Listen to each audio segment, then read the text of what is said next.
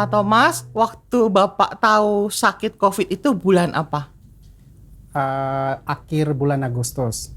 Nah, Ya, akhir bulan Agustus. lalu pada saat itu ada gejala apa Pak? Kan kita macam-macam nih ya COVID, ada yang bilang panas, batuk lah, pilek dan sebagainya.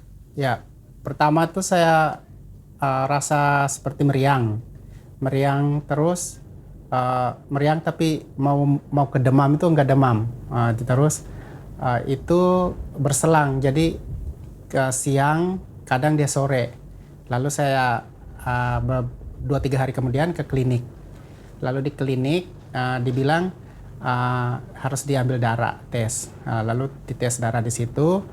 Besoknya kita selang berapa jam kemudian dikasih tahu hasilnya bahwa dapat gejalanya paratipes.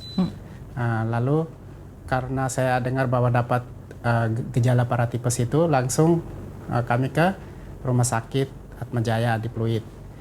Setelah di rumah sakit Atmajaya itu 1 hari disuruh harus ke puskesmas untuk swab. Dari situ saya rasa sudah seperti, kalau sudah disuruh ke puskesmas itu sepertinya mengarah-arah ke COVID. Dalam pikiran saya sih seperti itu. Nah, pada saat tahu, wah aku positif ya Pak ya, perasaannya apa Pak? Lah kok aku kena, kenapa aku atau gimana Pak? Iya betul. Jadi setelah itu kami ke puskesmas Grogol. Puskesmas Grogol itu ambil dites pas swab ya. Di situ dikasih tahu 5 hari kemudian baru hasilnya keluar. Tapi setelah itu pulang ke rumah, saya rasa sepertinya kok nyesek banget di dada saya, itu seperti ada yang mengganjal gitu. Napasnya agak susah, terus saya bilang sepertinya saya nggak bisa tahan, napasnya kok susah. Akhirnya kami pergi langsung ke rumah sakit Siloam Kebun Jeruk. Di situ terus diisolasi di salah satu ruangan. Itu langsung dikasih tahu, memang saya langsung divonis bahwa dapat COVID. Setelah mengetahui itu, saya itu pikirannya itu sudah ketakutan. Karena bayangan saya itu seperti yang selama ini kita lihat di berita televisi, bahwa orang COVID itu pada akhirnya harus dirawat di satu ruangan isolasi, lalu tenaga medisnya itu pakai pakaian seperti robot. Itu kan selama ini cuma di bayangan. Tapi pada saat itu saya melihat langsung di depan saya, itu saya sepertinya jadi ketakutan, benar. Saya benar-benar ketakutan. Ketakutan itu antara pikiran saya itu, saya ini bisa hidup atau mati gitu. Cuma 2 itu. Jadi kalau gejala tuh mirip kayak orang-orang demam biasa ya Pak ya? Iya, seperti demam tapi biasa. memang pas hasil itu kita sebagai manusia wajar ya Pak ya, deg-degan, khawatir, takut. Nah, pada saat sudah di rumah sakit ini kan kita harus berjuang sendiri ya Pak. Betul. Gak boleh ketemu keluarga, betul. atau cuma ketemunya via video call atau Betul, handphone. Nah, selama itu setiap harinya kan kurang lebih 2 minggu ya Pak. Iya. Nah, bagaimana Bapak menjalani hari demi hari selama 2 minggu itu Pak? Ya, jadi pertama di rumah sakit Siloam masih di Kebun Jeruk, itu keluarga semua langsung tahu. Jadi di lingkungan itu mereka langsung tahu. Jadi pada malam itu mereka itu warga di lingkungan itu mereka doa rosario. Lalu mereka kasih video call ke saya. Di situ saya merasa senang karena saya bisa ketemu warga lingkungan, terus ponakan-ponakan masih menyapa seperti itu. Jadi saya sedikit dikuatkan di situ. Setelah itu di Kebun Jeruk kan tidak ada perawatan untuk COVID. Jadi akhirnya saya harus dipindahkan ke Siloam Mampang. Di Siloam Mampang itu betul-betul tidak ada komunikasi sih ada, tapi video call itu seperti semua itu tidak ada karena saya di sana itu sudah masuk ke ICU. Terus di badan itu kan dipasang selang-selang semua. Jadi salah satu dokter itu bilang, Pak, kalau misalnya video call itu kasihan nanti orang di rumah tuh kalau lihat Bapak keadaan seperti ini jangan. Jadi kami teleponan biasa. Di sana itu saya hampir semua saudara saya yang di kampung, yang di Flores, di Jakarta, di Batam, dimanapun, di Malaysia, mereka semua telepon saya. Itu teleponnya tuh semua memberi penguatan kepada saya, harus tetap kuat, harus tetap apa Semangat juga. semangat karena itu semua hanya cobaan kecil dari Tuhan. Tapi keluarga tiap hari masih telepon ya Pak? Iya, keluarga itu mereka tetap komunikasi, keluarga tetap. Dan perasaan Bapak gimana lihat depannya ada orang sakit yang sama sebelah-sebelahnya? Maksudnya ya memang telepon kita dikuatkan, tapi setelah selesai telepon kan kita mungkin bisa lagi merasa ngedown, merasa kepikiran ya Pak ya. Iya, kan di satu ruangan itu kan cuma berdua. Ya, jadi cuma berdua pasien dua. Saya dengan salah satu bapak yang usianya lebih di atas saya.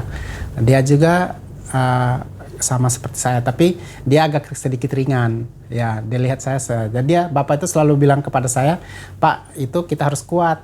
Bapak itu lebih muda dari saya, jadi bapak harus kuat. Terus yang bapak itu dia pernah bilang ke saya ini usianya kan sudah tua nih. Kalau saya mati sih nggak apa-apa, bapak kasihan masih muda. Terus saya ketawakan, saya bilang, Pak, kalau kita selalu pikiran kita bahwa kita itu mati, itu kita sepertinya pasrah. Tapi kita seperti tidak mempunyai kekuatan, tidak mempunyai iman. Terus bapak itu tertawa, dia bilang betul. Jadi satu-satunya pendukung atau teman itu sangat membantu ya Pak. Iya, saling memotivasi, iya, saling ngobrol, sharing gitu ya. Beda kalau sendiri mungkin kita kepikiran terus, ketakutan terus, perasaannya ada. Nah Pak, selain Bapak yang saya tahu nih istri dan mertua juga sakit ya Pak ya? Iya betul. Dan satu rumah sakit bersama Bapak? Tidak. Jadi pada saat setelah saya itu kan Puskesmas Grogol itu kan mereka kasih tahu ke Tanjung Duren. Kan memang saya kan warga di situ. Jadi dari Puskesmas itu dikasih tahu ke Tanjung Duren bahwa Pak Thomas ini kan kena positif COVID ini. Jadi disuruh di sekitar rumah itu disuruh RT untuk harus disterilkan. Lalu disuruh bahwa semua tetangga dan orang yang tinggal bersama saya harus dicek swab. Jadi pada saat itu istri dan mertuaku itu dibawa ke Puskesmas Tanjung Duren untuk di swab dan mereka itu juga dinyatakan tapi mereka dalam ODP. Nah, lalu mereka dibawa ke Wisma Atlet. Jadi mereka di Wisma Atlet selama kurang lebih 10 hari. Oh, lokasinya berbeda ya. Ya. Dan mereka juga ruangannya nggak sama. Ya. Nah Pak, selama hari demi hari menjalani pemulihan, bagaimana hubungan Bapak dengan Tuhan? Maksudnya adalah, Tuhan kok aku yang sakit bukan orang lain. Betul. Tuhan, aku kan pola hidupnya sehat. Juga selalu mencuci tangan, menggunakan masker, kok aku gitu. Jadi ada perasaan apa Pak sama Tuhan? Atau mungkin Bapak juga semakin giat, rajin tiap hari berdoa, misa online lewat handphone setiap hari atau bagaimana Pak? Ya, secara manusiawi sih kadang kita sepertinya berpikiran bahwa kok Tuhan kenapa harus saya? Sepertinya tidak adil bagi saya. Itu di awal-awal itu seperti itu. Tapi setelah itu saya ketika dalam tidur itu saya merenung bahwa ternyata yang saya alami itu jauh lebih kecil dari penderitaan orang lain. Itu yang membuat saya kuat.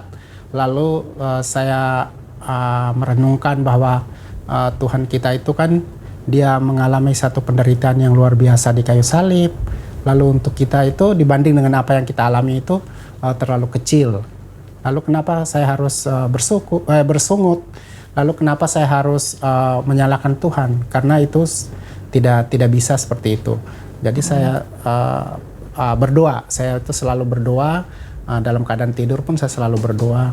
Saya selalu juga mohon kepada Tuhan bahwa apapun yang saya alami seperti ini merupakan satu ujian bagi iman saya.